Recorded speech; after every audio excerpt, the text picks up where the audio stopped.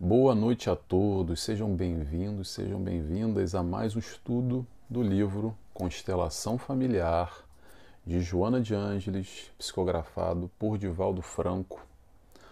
É sempre uma alegria, um prazer estar aqui com vocês. Hoje nós vamos ao capítulo número 9, que se chama Os Vizinhos. A gente vai falar sobre individualismo na sociedade. Vamos falar sobre vida em condomínio, sobre crianças e vizinhos, sobre briga de vizinhos, sobre interdependência espiritual, sobre o vizinho amigo e também sobre os filhos imitação.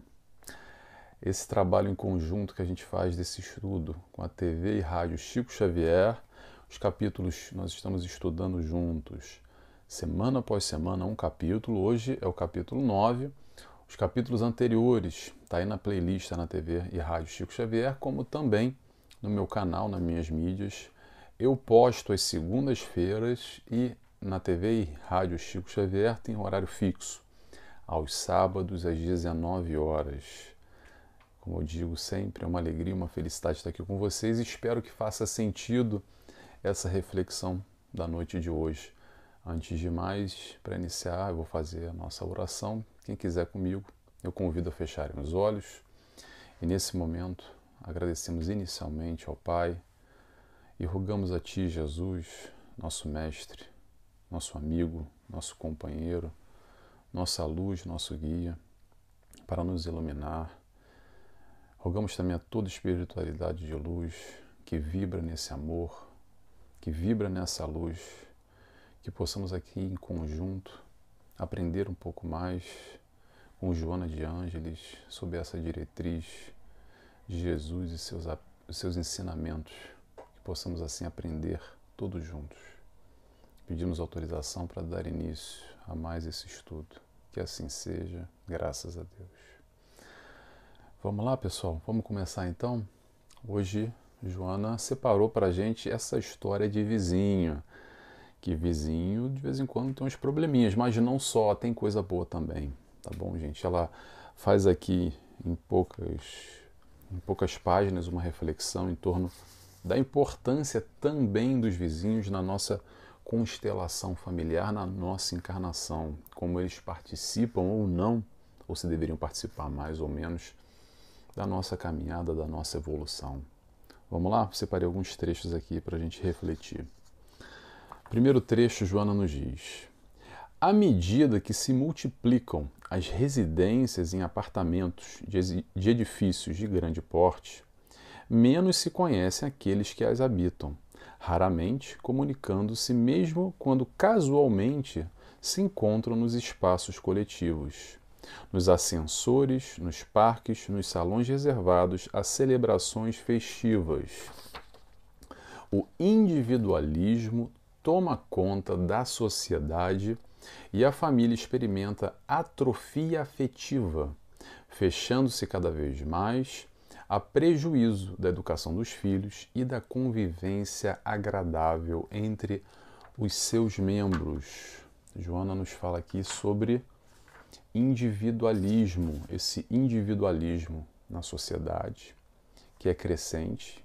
Eu ressalto uma palavra que ela disse aqui, atrofia afetiva. De alguma forma, esse individualismo vai nos atrofiando, reduzindo, colocando cada vez menor esse sentimento, esse sentido na busca do próximo, desse contato, dessa aproximação, desse aprendizado. E ela destaca também a questão da vida em condomínio, principalmente quem vive em cidade grande, quem vive ou já viveu em condomínio sabe o que eu estou falando, que às vezes nós vivemos anos e anos e anos no mesmo edifício e o máximo que acontece é um bom dia, boa tarde, boa noite. Quando se cruza na portaria ou no elevador, o contato social é muito pequeno. Às vezes a gente não sabe nem o nome do nosso vizinho, não faz ideia quem ele ou quem ela é, o que fez ou deixou de fazer. No máximo, através de um porteiro, a gente ouviu falar uma história ali, normalmente tem a ver com um problema, uma fofoquinha, sabe? Ah, porque o fulano lá do 402B aconteceu isso, uma briga, então lá teve um quebra-pau. Mais ou menos isso, o nosso tipo de contato social. E cada vez mais as pessoas se isolam sozinhas ou se isolam também na sua família. E se isolar não é bom. A encarnação, vamos lembrar, pessoal, é a convivência, é conviver não só no círculo familiar, também com o meio. É a troca, é através da troca que nós crescemos, que nós vamos realizando o nosso aprendizado que é necessário. Então esse meio, esse entorno de nós, em torno da nossa família, do nosso círculo familiar, também é muito importante. E nesse caso, os vizinhos, mais ou menos vizinhos, quase todos nós temos vizinhos. E aí começa o grande questionamento: como nós vemos, como nós encaramos esse nosso vizinho? É o vizinho problema? É o vizinho amigo? É o vizinho que eu finjo que eu não conheço, que eu evito? O evitar, então, acontece demais. Até onde a gente evita a aproximação para não ter dor de cabeça, para não ter chateação, para não ter a pessoa entrando no nosso espaço, porque se eu abrir a brecha, alguém vai lá, vai se meter e vai se achar no direito.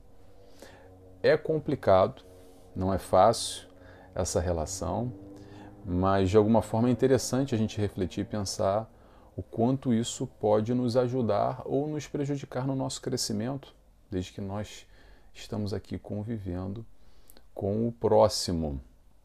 E aí, quando a gente vai falar sobre a família, claro que a família é muito importante e o tema desse capítulo é a família.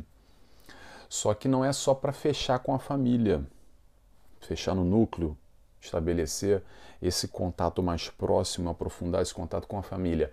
Com a família, sim, mas não só. Também com o meio, não é só para se isolar com a família. E aí nessa história de condomínios, a gente tem ali alguns condomínios que têm áreas comuns de recreação e de convívio. E saindo desses condomínios, vamos trazer para as casas ou para os apartamentos normais, tradicionais, também a gente tem essa vizinhança. Para quem é mais antigo, vai lembrar do convívio na rua, das brincadeiras entre meninos e meninas. Como era bom isso, que de alguma forma vem se perdendo também no Brasil, fruto da violência, que é uma outra questão que nos tranca muitas vezes e nos torna prisioneiros dentro das nossas próprias casas, dos nossos lares, e dificulta esse contato. Sim, não vamos passar pano e fingir que isso não existe, infelizmente. É importante a gente tentar aqui balancear dentro do possível, para não se isolar de uma forma triste, porque acontece muito. E posso dar um exemplo para vocês que acontece muito em Portugal. Isso não só por causa da pandemia, com a pandemia agravou mais ainda, mas vou dar esse exemplo aqui, é uma história triste, mas só para vocês entenderem como é que a questão do isolamento acaba funcionando, principalmente quem tem mais idade e vive num completo abandono dentro da própria casa. Eu vou retratar uma história que saiu no jornal já faz uns 5 anos, mas costuma acontecer, tá, gente? Infelizmente. Um senhor comprou um apartamento no leilão. Um leilão desses de banco que coloca o apartamento à venda. E ele comprou sem ver, tinha um endereço, deve ter passado na porta, mas não tinha visita dentro do apartamento. Comprou. Quando ele comprou, ele chamou um chaveiro para abrir a casa que ele comprou, dele, oficialmente. Abrindo a porta de casa, na cozinha já tinha uma senhora, um cachorro e um passarinho mortos. Morreram provavelmente com alguma doença, eu não sei o que aconteceu com a senhora, e o cachorro e o passarinho também morreram provavelmente de fome.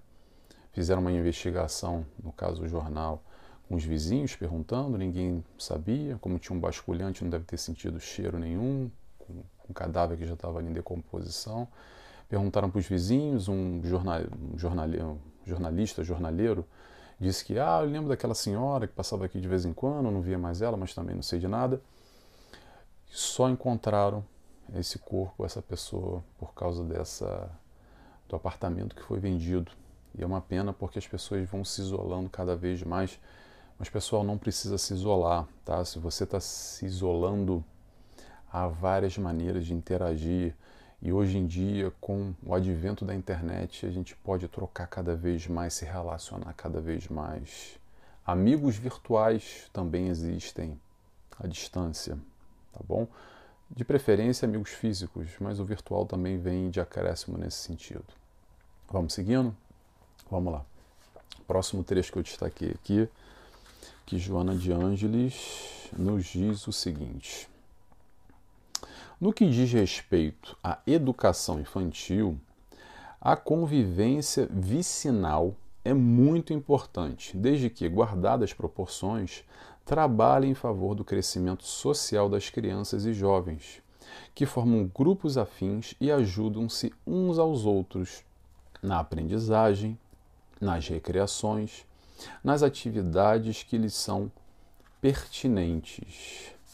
A criança que não se relaciona bem no lar, muitas vezes no vizinho encontra motivações para uma convivência saudável, que influenciará para melhor o comportamento na própria família. Estimulá-la a buscar a companhia de amiguinhos, a divertir-se com eles e com os mesmos estudar, resolvendo os deveres escolares, é de relevante significado para a sua construção social. Então, a gente vai falar agora sobre crianças e vizinhos. E no dia de hoje, nos dias de hoje, nos tempos de hoje, é ainda mais importante esse estímulo, essa convivência com os vizinhos, que não só por causa dessa questão do isolamento, das cidades grandes principalmente, mas esse mundo hostil de uma forma geral, e principalmente com o advento da internet, acaba isolando desde tenra infância as crianças, principalmente nessa geração celular, essa geração que vive atrás do celular ali, ó. Não sei se vocês já repararam isso, mas quando hoje em dia, normal isso que eu vou dizer, tá, gente? Se coloca um grupo de 10 crianças sentado numa mesa para comer, por exemplo, e crianças que convivem, que são amigos, seja como for, num aniversário, num fim de semana, num almoço em família, o que é que seja, cada um fica ali, ó, no seu celular, ninguém fala com ninguém, um silêncio na mesa. Eles estão conversando, mas através da escrita ali, ó, só trocando na internet, no WhatsApp ou o que é que seja, e não se relacionam, não falam. De vez em quando tem um que vai dar uma risadinha e o outro ri lá do outro lado, porque eles estão ali trocando nesse advento da internet com essa tecnologia. E o caminho que Joana de Ângeles ressalta aqui é exatamente estimular essa troca física além do virtual entre esses jovens, através das brincadeiras, através da convivência, do esporte e tantas outras atividades que estimulam essa vivência física. Sempre, claro, lembrando, com o controle, com a vigilância e com a supervisão dos pais. E aí, falando sobre supervisão e controle, a gente vai se estender a essa questão do advento da internet e essa exposição em demasia ou descontrolada, melhor dizendo, que as crianças sofrem nos dias atuais. Muito importante, porque a gente não faz ideia os acessos. É um clique de distância. Os nossos filhos vão aí e entram em conteúdos que não vão acrescentar em nada, extremamente perturbadores, de cunho de violência, sexualidade, antecipando questões que não têm a menor necessidade para a criança. E é muito fácil.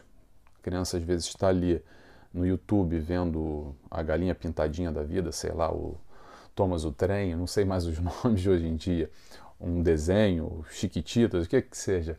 E com um cliquezinho que aparece a telazinha do lado, ela cai num conteúdo que pode ser um conteúdo que vai fazer muito mal e não vai, ou no mínimo não vai acrescentar em nada. Então é importante sim essa vigilância, esse controle Existem, não sei dizer como, nem como isso funciona muito bem, mas existem algumas ferramentas para os pais, para buscar esse controle, essa aproximação e estar ali sempre monitorando de alguma forma, vendo o que a criança está consumindo, questionando, dando ali sim uma olhada de vez em quando no celular ou no tablet para ver o que ela está trocando. Tá bom? Vamos seguindo? O próximo trecho que é Joana de Ângeles, que eu separei aqui da Joana, foi o seguinte.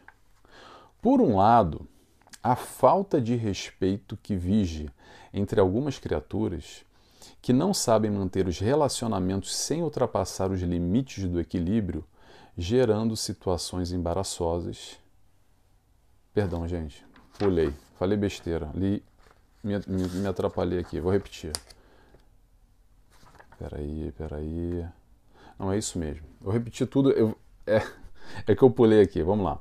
Por um lado, a falta de respeito vige... Está falando dos vizinhos, ok? Brigas de vizinhos, é isso. Por um lado, a falta de respeito que vige entre algumas criaturas que não sabem manter os relacionamentos sem ultrapassar os limites do equilíbrio, gerando situações embaraçosas. Aí continua aqui. Quando as criaturas... Vamos lá. Quando as criaturas compreenderem que se interdependem espiritualmente, fazendo parte da grande família universal, a tolerância e a compreensão dominarão os seus atos, facultando melhor entrosamento entre os diferentes sentimentos e comportamentos existentes. Briga de vizinho. Pessoal, por que briga? Sabe por que briga? Porque falta respeito. Respeito é uma palavra que, como nós temos dificuldade ainda em exercer, respeitar o outro, respeitar as nossas diferenças. A gente não precisa concordar com o vizinho, não precisa ser igual, mas dá para respeitar ainda assim. A gente pode torcer para outro time de futebol, ter uma outra visão política, ter uma outra religião, mas dá para respeitar mesmo assim. E também, claro, respeitar o espaço do outro. Acaba o meu espaço, começa o do outro. E aí tem aquelas histórias de barulho, de gritaria também, que perturbam bastante. Então, o respeito, o que nos falta é respeito, principalmente nessa questão de briga e confusão que há demais da conta quando o vizinho não conhece, não sabe aonde termina o seu espaço e não respeita o próximo. E também nós, o quanto nós respeitamos ou desrespeitamos o nosso vizinho, interrogação, vamos nos questionar, vamos puxar para nós também. Não é só analisar lá o nosso vizinho problema, mas será que nós também não somos um vizinho problema? Interrogação. E Joana fala aqui sobre interdependência espiritual. Pessoal, o dia que a gente entender dessa interdependência espiritual é quando nós visualizarmos todos esses que estão ao nosso redor, inclusive o nosso vizinho, como próximo. Sabe que próximo é esse? É o próximo que nos lembra aquela frasezinha de Jesus que nos diz o seguinte: amai o próximo como a ti mesmo, amai o próximo como eu vos amei. E aí? Será que a gente consegue entender que nós iremos crescer através dessa troca, através desse amor ao próximo e o vizinho ao nosso próximo também? Ah, Nelson, mas é difícil demais que eu não consigo olhar na cara daquela fulana, minha vizinha. Eu sei, talvez nem ela olhe para a sua também. Mas se não aprender a amar agora, vai ter que aprender a amar depois. Faz um esforço. Voltamos à palavra esforço. Voltamos à palavra amor. A escola da vida é aprender a amar. E os vizinhos também fazem parte dessa escola. Tá bom? Vamos seguindo? Vamos lá. Joana de Ângeles nos diz. Agora vem a parte boa, tá? Chega de briga de vizinho. Vamos para uma parte legal agora. Visto como amigo, o vizinho lentamente inclui-se como membro fraternal, que merece consideração e interesse, favorecendo com oportunidades de valiosa aprendizagem cultural, recreativa e inspiradora do bem servir. E eu quero falar um pouco do vizinho amigo.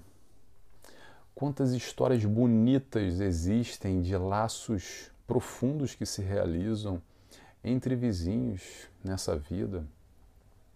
E às vezes, sabemos todos nós, que isso já vem de outras vidas também. Às vezes faz parte também do planejamento reencarnatório o meio. O meio. E o meio é os nossos vizinhos também, aqueles que nos cercam, aqueles que estão ao nosso entorno. Então, muito dos nossos vizinhos podem talvez ter sido figuras mais ou menos importantes em outras encarnações. Ou então não, ou nada disso. Talvez esse primeiro momento que a gente está encontrando com alguém, não é um reencontro, é um encontro. A gente está aqui, tem algum tipo de afinidade com esse sujeito, ou essa sujeita, esse fulano ou essa fulana, e no futuro, amanhã ou depois, numa outra encarnação, podemos encarnar de novo no mesmo meio familiar, como amigos, ou talvez como vizinhos novamente. E a gente pode seguir junto nessa troca, nesse auxílio, dando esse suporte um ao outro, porque a ideia exatamente é essa da amizade, nesse contexto do vizinho amigo. O vizinho também pode ser nosso amigo. Não é muito normal ter essas histórias, é mais fácil achar a história da briga, da confusão, do tiro, porrada e bomba, é mais fácil.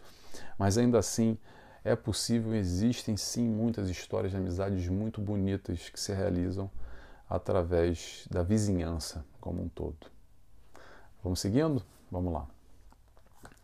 Agora, Joana volta para a questão dos filhos. Ela nos diz o seguinte: se os pais mantêm convivência agradável com pessoas, evitando comentários desairosos a respeito de outrem, censuras e reproches descabidos, os filhos imitam-nos, aprendendo que a amizade não lhes concede a permissão para intrometer-se nos problemas particulares de ninguém, preservando-se também de ocorrências do mesmo tipo. A educação em si mesma, e particularmente a infantil, é um trabalho de todo dia, de toda hora, e não apenas de momentos emocionais carregados de afeto exagerado ou de agitação e desequilíbrio. Aqui eu quero falar o seguinte, quero falar sobre o filho imitação. Pessoal, para você que tem filho, preste atenção no que eu vou dizer, o teu filho não é surdo, tá?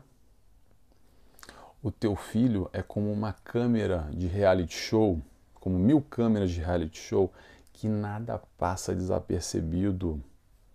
Está atento a tudo, nada passa desapercebido o tempo todo. Essa esponja, uma esponja seca, que vai só absorvendo todo o conteúdo que nós produzimos no nosso dia a dia. Não é aquela história, faça o que eu digo, não faça o que eu faço.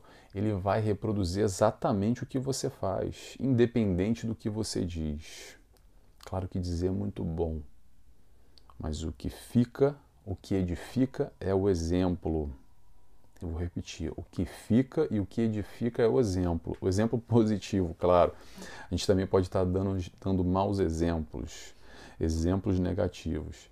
Então é importante a gente ter essa consciência de que o que nós fazemos no nosso lar e nesse relacionamento com o vizinho, principalmente, quando passado o momento do elevador, onde o vizinho sai do elevador, fecha a porta e aí começa o marido e a esposa, ou a mãe, o filho, ou quem quer que seja, começa a falar mal. Ah, é fulano, essa aí, aquilo outro. Ah, porque ela é XYZ, fica falando mal do outro na frente da criança.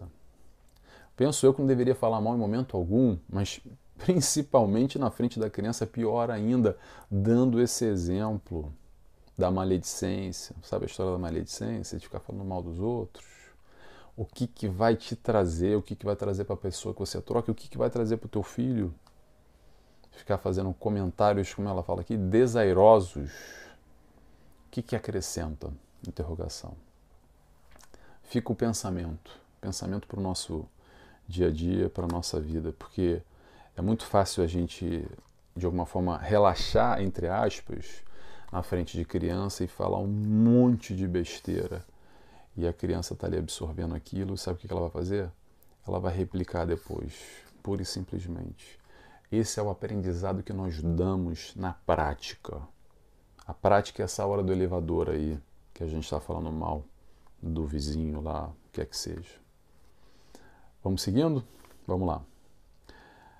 Joana de Ângeles nos diz: muitas vezes a criança que deseja maior liberdade e não a tem em razão de os pais manterem a disciplina educacional, referem-se que os genitores dos seus colegas são menos exigentes, mais liberais e deixam-nos fazer o que lhes apraz. Esse argumento pode e deve ser contestado bondosamente com segurança, elucidando que o amor vigia, o amor cuida, o amor acompanha. Quando alguns pais liberam os filhos antes que tenham maturidade, não é por amor, mas por se verem livres de preocupações, para libertarem-se da insistência deles em uma quase indiferença pelo seu futuro ou por saturação da convivência com os mesmos. Resumindo, aquele clássico que o pai do fulano deixa, principalmente quando a gente vai mais da pré-adolescência, adolescência, que esses jovens começam a ficar cheios de razão e os pais não sabem nada. A gente falou isso acho que semana passada, né, no outro estudo. Nós também já fomos assim, tá, gente? Não sei vocês, mas pronto, muitos de nós, vamos dizer assim, fomos dessa forma. E aí tem essa comparação, porque o pai do fulano, esse que é o pai legal, esse que é a mãe legal, porque deixa tudo. Será que é para deixar tudo? A ideia não é comparar, mas se quiser comparar, se a criança quiser comparar, o jovem, o adolescente, enfim, quiser comparar, senta com ele, como comparar? Vamos comparar exatamente elucidando, trazendo informação, explicando, racionalizando o que é o papel do pai. É claro que é difícil deles entenderem, porque eles olham só para o lado deles, eles não querem saber de nada disso, mas tenta explicar. Porque focando em uma direção só, o pai do fulano é legal porque deixa ele fazer o que ele quer, X, Y, Z, fazer acontecer, e você não deixa porque você é um mau pai. Tenta explicar que isso é amor, não é ser mal, não é ser castrador. Você está restringindo porque você ama e você quer o melhor daquela criança, daquele jovem. É difícil? É difícil, principalmente nessa idade onde os hormônios estão aflorando, onde não se compreende muito, onde se olha muito para o umbigo e se acha o dono da razão. Mas ainda assim, está aí o convite que Joana de Ângeles faz para sentar, explicar, racionalizar, raciocinar junto com eles, tá bom? Pessoal, vamos ficando por aqui. Palavra-chave de hoje, surdo. As crianças não são surdas, então, surdo, só isso. Se você esteve até agora no final comigo e gostou desse raciocínio sobre os vizinhos, escreve para mim, por favor, surdo, para eu saber quem me acompanha, que é sempre bom saber. Eu vou ficando por aqui. Capítulo que vem, vamos lá, capítulo da semana que vem é Educação e Paz na Família. Educação e Paz na Família, capítulo 10. E eu vou encerrando por aqui. Agradeço a todos que estiveram comigo. Vou fazer a oração agora. Quem quiser comigo, fechando os olhos, agradecendo primeiro a Deus Pai. Obrigado por tudo. Obrigado pela vida. Obrigado pela sua encarnação. Agradecemos a Jesus, nosso amigo, nosso mestre, nosso guia, pelo seu amor incondicional. Agradecemos a toda a espiritualidade de luz que nos cerca, e nos acompanha em momentos como esse. Agradecemos em especial a Joana de Ângeles por compartilhar tanto ensinamento e os seus estudos conosco, nos auxiliando na nossa aprendizagem, no nosso dia a dia. E assim pedimos autorização para dar encerrado mais esse estudo. Que assim seja, graças a Deus. Até semana que vem, pessoal. Tchau, tchau.